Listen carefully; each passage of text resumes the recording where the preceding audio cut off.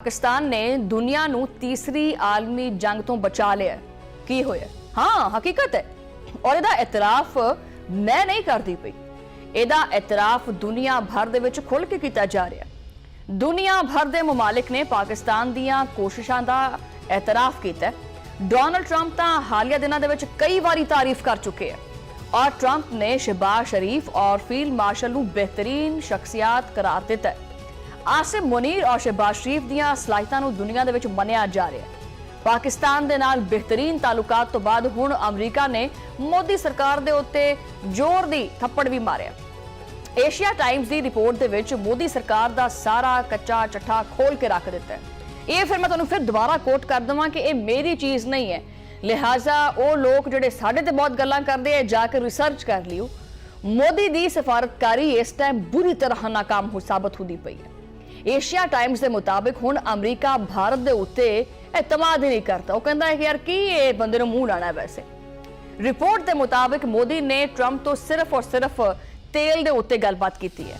मोदी सिर्फ सप्लाई के निजाम तक महदूद रहे ने और दूसरे पासे भारतीय ओपोजिशन मोदी के उत्ते बरसदी पई है। भारतीय मीडिया ने भी मोदी नूं शदीद तनकीद का निशाना बनाया। खलीज की कशीदगी ने भारतीय मैशत का जनाजा कर दिता है।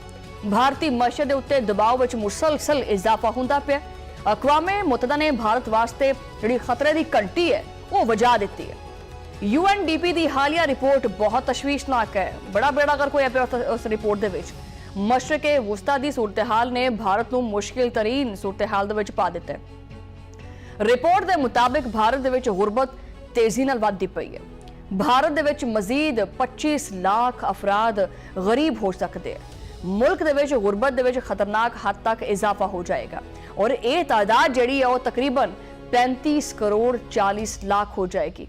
इन्नी वड्डी आबादी का खतरे गुरबत तो थले जाना ये लम्हा फिक्री है। अगर खिते दे विच कशीदगी रही तो फिर फसलां भी मुतासर होणगियां। रिपोर्ट के मुताबिक भारत की जिहड़ी खरीफ की फसल है उन्होंने खतरा लाक हो सकता है और जिहदे नतीजे दे विच खुराक का बहुत वड्डा बहरान भी आ सकता है। नाकदीन के मुताबिक मोदी दीयां पॉलिसियां जालमाना ने और मोदी ने मुल्क दे विच मुआशी अदम इस्तेहकाम नूं वधाया है। आम आदमी वास्ते 2 वक्त की रोटी मुश्किल हुई पई है। मोदी सरकार सिर्फ सरमायादारां दे मफाद विच काम करदी है और भारत दे विच हुण मजदूर मोदी सरकार के खिलाफ सड़कों के उत्ते निकलते पे। मोदी हुकूमत की नाकिस पॉलिसियां ने सारिਆਂ ਨੂੰ मुतासर किया है। भारत का हर तबका हुण मोदी के अगे हाथ जोड़ता पिया कि साडी जान छड़ दे, यानी मोदी तो तंग आ चुके हैं। आम शहरी की जिंदगी मोदी ने बिल्कुल अजीरन बना दी है। वो मोदी ने वैसे परवाह ही नहीं हैगी आम बंदे की, उन्होंने आम बंदे की जिंदगी नाल की लेना देना। उन्हें बस क्या कि जी इजराइल का दौरा कर लवां और अमरीका अगर 2-4 गल्लां कर दे भारत के बारे च ते बल्ले बल्ले हो जाती है। ठीक है, और भारतीय जरीदा टाइम्स ऑफ इंडिया उन्हें वड्डी खबर दे दी है। भारतीय शहर नोएडा दे विच हालात काबू तो बाहर ने। उत्थे तनख्वाहां दे विच इजाफे वास्ते एहतजाज होंदा पिया। फैक्ट्री मजदूरां दा यह एहतजाज जिहड़ा हैगा वो पुरतशद्दुद भी बन सकता है। हंगामियां दे दौरान मुतअद्दिद गड्डियां नूं अग भी ला दी गई। टाइम्स ऑफ इंडिया ने बीजेपी का असल चेहरा दिखा दिता है और भारतीय जनता पार्टी आवाम का मुआशी इस्तेहसाल करती पई है। आम आदमी का समाजी इस्तेहसाल जिहड़ा वो अरूज के उत्ते है। आम आदमी का गल इत्थों फड़ के घुटिया जा रहा है। इस तो अलावा अखिलेश यादव ने मोदी सरकार नूं आड़े हथ लै लिया। समाजवादी पार्टी के सरबराह ने इनू नाकिस पॉलिसी आखिया। अखिलेश यादव ने बीजेपी नूं तशद्दुद का जिम्मेदार करार दिता है। बीजेपी के हमायती सरमायादार आपदी मनमानी करते पे है, जो दिल चाहता है वो करते पे है, किसी की कोई परवाही नहीं है। मजदूर आपदी जायज और मुनासिब तनख्वाह जिहड़ी हैगी है उहदे तो महरूम है। कांग्रेस रहनुमा अजय राय ने भी मोदी के उत्ते सख्त तंज कीता और तनकीद की है। उन्होंने आख्या कि इश्तिहारात नाल ढिड नहीं भर सकता और ना भरिया जा सकता है।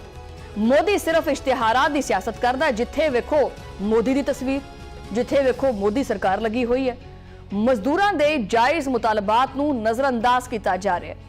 माहिरीन के मुताबिक मोदी दीयां पॉलिसियां ज़ालमाना ने और इन्हां पॉलिसियां ने मजदूरों नूं सड़कों के उत्ते आने के उत्ते मजबूर करता है। भारत हुण अंदरूनी तौर के उत्ते खोखला हो चुका है। मैं मुतादिद मेरे प्रोग्राम से मैं उन्होंने जिक्र किया है कि खास करके ये जो 2025 है ना, ये डरावना ख्वाब बन गया इन्हां वास्ते। यानी ਇਹ ਜਿਹੜਾ ਜ਼ਲਾਲਤ ਦਾ ਜਿਹੜਾ ਸਿਲਸਿਲਾ ਹੈ ਇਹਦੇ ਬਾਰੇ ਮੈਂ ਤੁਹਾਨੂੰ ਕੋਟ ਨਹੀਂ ਕਰ ਸਕਦੀ। ਹਾਂ ਅਲਬત્ਤਾ ਇਹ ਭਵਿष्यवाणी ਮੈਂ ਕਰ ਸਕਦੀ, ਜਿਹੜਾ ਹਿੰਦੂ ਵਰਡ ਯੂਜ਼ ਕਰਦੇ ਨੇ ਭਵਿष्यवाणी, ਠੀਕ ਹੈ, ਇਹ ਮੈਂ ਕੋਟ ਕਰ ਸਕਦੀ ਹਾਂ ਕਿ ਇਹ ਲੰਮੀ ਚੱਲੇਗੀ, ਇਹ ਕੋਈ 6 ਮਹੀਨੇ ਦੀ ਸਾਲ ਦੀ ਨਹੀਂ ਹੈਗੀ। ਹੋ ਸਕਦਾ ਕਿ ਇਹੀ ਖੋਖਲਾਪਣ ਜਿਹੜਾ ਹੈ ਉਹ ਤੁਹਾਡਾ ਮੁਕੱਦਰ ਬਣ ਜਾਵੇ, ਔਰ ਖਾਸ ਕਰਕੇ ਮਾਰਕਾ ਹੱਕ ਦੀ ਜਿਹੜੀ ਫਤਹ ਸੀ ਪਾਕਿਸਤਾਨ ਨੂੰ ਹਾਸਿਲ ਹੋਈ, ਉਸ ਤੋਂ ਬਾਅਦ ਭਾਰਤ ਦਾ ਇੱਕ ਸਿਆਹ ਤਰੀਨ ਦੌਰ ਸ਼ੁਰੂ ਹੋ ਗਿਆ। ਅੰਦਰੂਨੀ ਤੌਰ ਤੇ ਭਾਰਤ ਬਿਲਕੁਲ ਖੋਖਲਾ ਹੁੰਦਾ ਜਾ ਰਿਹਾ ਹੈ। ਮੋਦੀ ਦੀ ਬੈਨ ਅਲ-ਅਕਵਾਮੀ ਸਾਖ ਜਿਹੜੀ ਹੈ ਬੁਰੀ ਤਰ੍ਹਾਂ ਮੁਤਾਸਰ ਹੋਈ ਹੈ। ਅੱਛਾ, ਅੰਦਰ ਦੇ ਹਾਲਾਤ ਵੀ ਖਰਾਬ ਹੈ, ਔਰ ਸਫਾਰਤੀ ਮਹਾਜ਼ ਦੇ ਉੱਤੇ ਕੱਲਾ ਨੁਕਰ 'ਚ ਖੜਾ ਹੋਇਆ ਕੋਈ ਮੂੰਹ ਲਾਉਣ ਨੂੰ ਤਿਆਰ ਨਹੀਂ ਹੈਗਾ ਭਾਰਤ ਨੂੰ। ਪਾਕਿਸਤਾਨ ਨੇ ਅਮਨ ਦੀ ਗੱਲ ਕੀਤੀ ਔਰ ਭਾਰਤ ਚੁੱਪ। ਭਾਰਤ ਸਿਰਫ ਆਪਦੇ ਮਫਾਦਾਤ ਦੀ ਫਿਕਰ ਦੇ ਵਿੱਚ ਜਿਹੜਾ ਨਾ ਉਹ ਦੁਬਕ ਕੇ ਬੈਠਾ ਹੁੰਦਾ ਹੈ।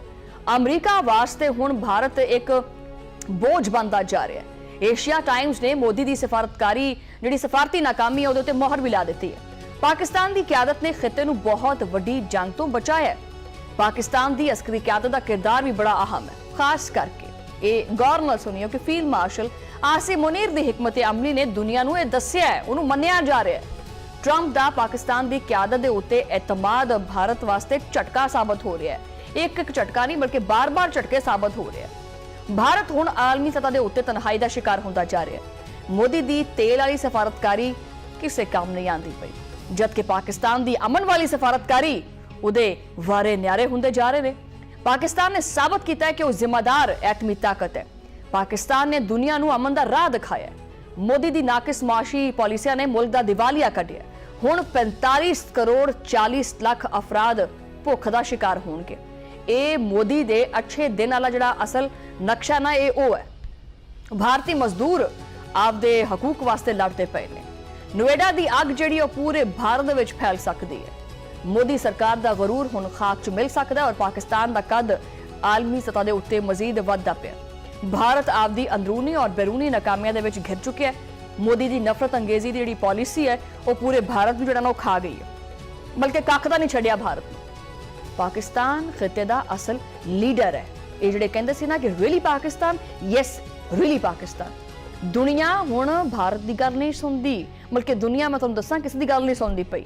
ਦੁਨੀਆ ਹੁਣ ਸਿਰਫ ਔਰ ਸਿਰਫ ਪਾਕਿਸਤਾਨ ਦੀ ਗੱਲ ਸੁਣਦੀ ਹੈ, ਨਾ ਸਿਰਫ ਸੁਣਦੀ ਹੈ ਬਲਕਿ ਮੰਨਦੀ ਵੀ ਹੈ।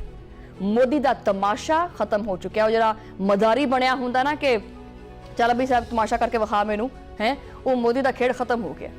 ਭਾਰਤ ਦੀ ਮੈਸ਼ੀਅਤ ਹੁਣ ਰੇਤ ਦੀ ਦੀਵਾਰ ਸਾਬਤ ਹੁੰਦੀ ਪਈ ਹੈ। ਅਕਵਾਮੇ ਮੁਤਹਦਾ ਦੇ ਆਦਾਦ-ਸ਼ੁਮਾਰ ਜਿਹੜਾ ਨਾ ਉਹਦੇ ਵਾਸਤੇ ਇੱਕ ਡਰਾਉਣਾ ਖਾਬ ਬਣਦੇ ਪਏ ਹੈ।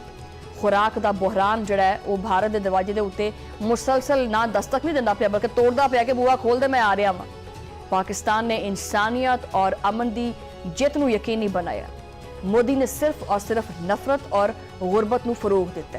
ਇਹ ਜਿਹੜੀ ਸਾਰੀ ਸੂਰਤ-ਏ-ਹਾਲ ਜਿਹੜੀ ਤਫਸੀਲ ਹੈਗੀ ਹੈ ਨਾ, ਇਹ ਜਿਹੜੀ ਸਾਰੀ ਤਫਸੀਲ ਹੈਗੀ ਹੈ, ਇਹ ਸਾਰੀ ਮੇਰੀ ਆਪਦੀ ਜ਼ੁਬਾਨ ਨਹੀਂ ਜਾਂ ਮੇਰੀ ਕੜੀ ਹੋਈ ਨਹੀਂ ਹੈਗੀ, ਇਹ ਮੇਰੀ ਆਪਦੀ ਸੋਚ ਨਹੀਂ ਹੈਗੀ, ਬਲਕਿ ਇਹ ਫੈਕਟ ਬੇਸ ਔਰ ਤਹਿਕੀਕ ਬੇਸ ਦੀ ਚੀਜ਼ ਹੈ ਕਿ ਇੰਡੀਆ ਦੇ ਵਿੱਚ ਚੱਲਦਾ ਕੀ ਪਿਆ। ਔਰ ਇਹਦੇ ਵਿੱਚ ਸਭ ਤੋਂ ਵੱਡਾ ਜਿਹੜਾ ਮਸਲਾ ਹੈ ਨਾ ਕਿ ਤੁਸੀਂ ਕਿਸੇ ਵਾਸਤੇ ਇੱਕ ਖੱਡਾ ਖੋਦਦੇ ਆ ਤਾਂ ਕਿ ਉਸ ਖੱਡੇ ਦੇ ਵਿੱਚ ਜਿਹੜਾ ਦੁਸ਼ਮਣ ਹੈ ਨਾ ਉਹਨੂੰ ਡਿੱਗਿਆ ਜਾ ਸਕੇ, ਲੇਕਿਨ ਭਾਰਤ ਨੇ ਇੱਕ ਖੱਡਾ ਖੋਦਿਆ ਔਰ ਉਹਦੇ ਵਿੱਚ ਆਪ ਹੀ ਡਿੱਗ ਗਿਆ, ਔਰ ਜਾਣਬੁੱਝ ਕੇ ਨਹੀਂ, ਖੁਦ ਡਿੱਗਿਆ। ਯਾਨੀ ਆਪਣੇ ਆਪ ਦਾ ਜਿਹੜਾ ਜਨਾਜ਼ਾ ਹੈ ਉਹ ਭਾਰਤੀ ਸਰਕਾਰ ਨੇ ਖੁਦ ਕੱਟਿਆ। ਔਰ ਦੂਸਰੇ ਪਾਸੇ ਇੱਕ ਚੀਜ਼ ਮੈਂ ਇੱਥੇ ਕੋਟ ਕਰਦੀ ਜਾਵਾਂ ਕਿ ਅਗਰ ਸਾਡੀ ਕੋਸ਼ਿਸ਼ ਵੀ ਇਹ ਹੈ ਔਰ ਬਹੁਤ ਸਾਰੇ ਮਮਾਲਿਕ ਦੀ ਕੋਸ਼ਿਸ਼ ਵੀ ਇਹ ਹੈ, ਜਿतने ਵੀ ਬਲੌਕਸ ਬਣਦੇ ਪਏ ਹੈ ਕਿ ਇਹ ਜਿਹੜੇ ਮੁਜ਼ਾਕਰਾਤ ਨੇ ਇਹ ਕਾਮਯਾਬ ਹੋਣ। ਅਗਰ ਪਾਕਿਸਤਾਨ ਇਹਨਾਂ ਦੋਨਾਂ ਅਫਰੀਕਨ ਦੇ ਵਿੱਚ ਜਿਹੜਾ ਉਹ ਅਮਨ ਕਰਾਉਣ ਦੇ ਵਿੱਚ ਕਾਮਯਾਬ ਹੋ ਗਿਆ ਔਰ ਮੁਜ਼ਾਕਰਾਤ ਕਾਮਯਾਬ ਹੋ ਗਏ ਤਾਂ ਮੈਂ ਕਹਿੰਦੀ ਹਾਂ ਕਿ ਜਿਹੜੀਆਂ ਚੀਕਾਂ ਭਾਰਤ ਦੀਆਂ ਹੁਣ ਨਿਕਲਦੀਆਂ ਪਈਆਂ ਉਹ ਤਾਂ ਕੁਝ ਵੀ ਨਹੀਂ ਹੈਗਾ। ਉਹਨਾਂ ਵਿੱਚ ਚੀਕਾਂ ਔਰ ਕੂਕਾਂ ਮੁਸਲਸਲ ਜਿਹੜੇ ਵੀ ਅਲਫਾਜ਼ ਤੁਸੀਂ ਪਾਣਾ ਚਾਹੋ ਪਾ ਲਓ। ਔਰ ਭਾਰਤ ਜੋ ਇਹਦਾ ਕੱਦ ਜਾਂ ਜੋ ਵਜੂਦ ਅੱਜ ਹੈ ਉਹ ਇਹਨਾਂ ਮੁਜ਼ਾਕਰਾਤ ਦੀ ਕਾਮਯਾਬੀ ਤੋਂ ਬਾਅਦ ਵੇਖਿਓ ਕਿ ਕਿਸ ਤਰ੍ਹਾਂ ਖੁੱਡੇਲਨ ਭਾਰਤ ਲੱਗਿਆ ਹੋਏਗਾ। ਇਹ ਜਿਹੜਾ ਹੈਗਾ ਉਹ ਮੇਰੇ ਨਾਲ ਤੁਸੀਂ ਵੀ ਦੇਖੋਗੇ ਕਿ ਭਾਰਤ ਦੇ ਨਾਲ ਹੁੰਦਾ ਕੀ ਹੈ ਕੱਲ ਨੂੰ। ਹਜੇ ਤਾਂ ਮਈਸ਼ਤ ਦਾ ਬੇੜਾ ਗਰਕ ਹੋਇਆ ਹੈ, ਬਹੁਤ ਸਾਰੇ ਜਿਹੜੇ ਪ੍ਰੋਬਲਮਸ ਨੇ ਉਹ ਭਾਰਤ ਦੇ ਵਿੱਚ ਵੈਸੇ ਹੀ ਜਨਮ ਲੈਂਦੇ ਪਏ ਹੈ, ਬਲਕਿ ਜਨਮ ਨਹੀਂ ਪ੍ਰਵਾਨ ਚੜ ਚੁੱਕੇ ਹੈ।